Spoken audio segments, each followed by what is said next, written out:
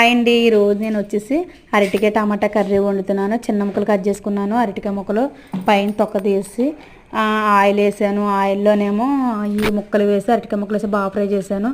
తీసి పక్కన పెట్టుకుని ఉల్లిపాయలు, పచ్చిమిరపకాయ ముక్కలు, కరివేపాకు, పసుపు వేసి బాగా ఫ్రై చేశాను.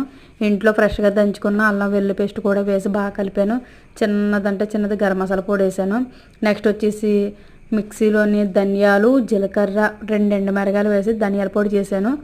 అది కూడా కొంచెం వేసి ఫ్రై చేశాను. తర్వాత టమాటా ముక్కలండి, బాగా టమాటా ముక్కలు వేసి బాగా వేపాను.